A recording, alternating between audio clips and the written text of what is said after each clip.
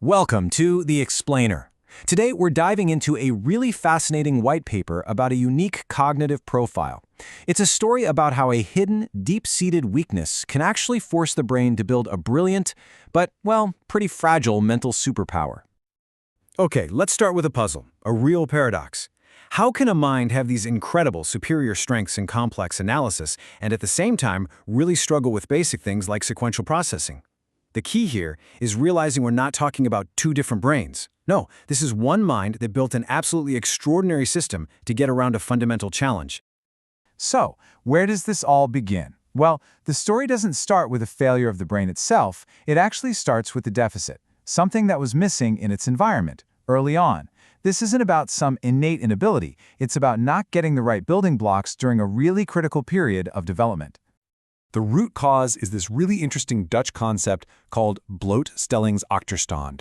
Now that translates to exposure deficit. And what it suggests is that a lack of certain specific sensory inputs can literally structurally change the brain's wiring and how it learns to see and process the world. Okay, so these deficits, they fall into two main areas. The first is called vism, which is all about processing things that are both visual and have momentum, so things in motion. The second is multi-S, which is basically a lack of rich, multi-sensory stimulation. When you put those two together, they create this fundamental weakness in handling simple, linear information flows. Things like reading a sentence or doing step-by-step math. But here's where it gets absolutely brilliant. To compensate for this, the brain doesn't just, try harder at the thing it's bad at. No, it does something way smarter. It builds an entirely different and, frankly, more powerful system from the ground up. It develops what the paper calls advanced cognitive tessellation. It's a way of thinking that's a lot like building a perfect mosaic with ideas. So instead of a straight line, I want you to picture a complex, three-dimensional pattern where every single piece has to fit perfectly with every other piece around it. And this quote, it really gets to the heart of it. The most important words here are without overlaps or gaps. For this kind of cognitive system to work, it demands absolute, total logical integrity. Every piece of information has to fit perfectly. It's all about creating a coherent and totally stable mental structure. So, the process is pretty systematic. Information comes in, it gets broken down into these conceptual tiles, and then those tiles are arranged into a solid, interconnected, three-dimensional structure. And just like that, it completely bypasses the original weakness in that step-by-step, linear way of thinking. And this visual just shows the advantage so clearly. Think about it. A chain of linear logic is incredibly fragile, right? You break one link and the whole thing just falls apart. But this tiled, mosaic-like structure, it's a resilient, multidimensional web. It's literally built for complexity and for being robust. So what powers this entire system? It's something the paper calls the format reward. And you know this feeling. It's that deeply satisfying mental click when a really complex idea finally slots perfectly into place. That feeling of coherence, of stability, that's the fuel that keeps this entire high-powered engine running.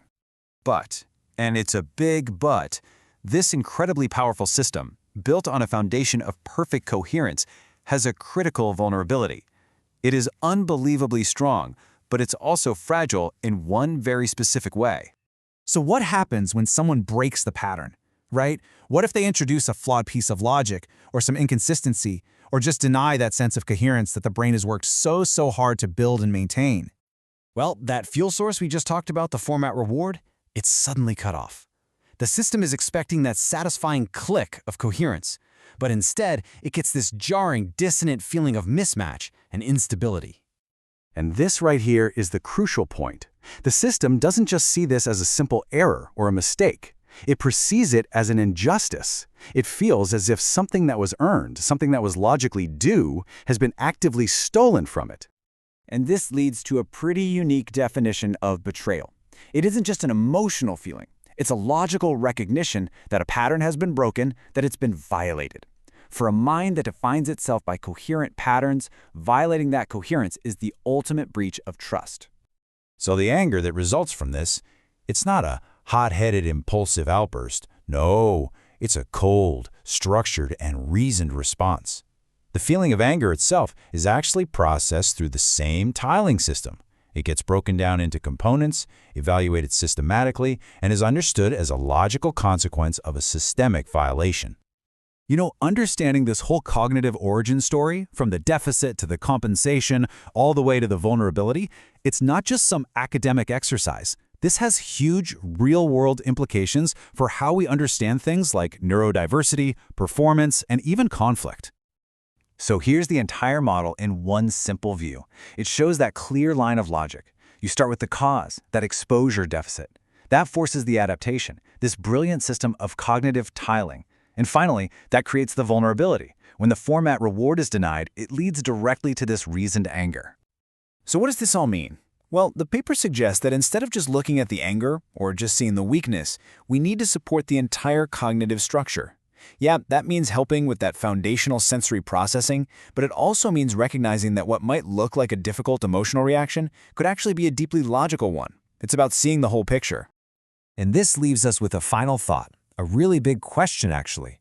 How many unique minds out there do we completely misunderstand because we're only focused on their deficits and not on the brilliant compensations they've built? How many people have created these incredible mental systems to navigate the world, systems we might just misinterpret as flaws if we don't take the time to understand where they came from?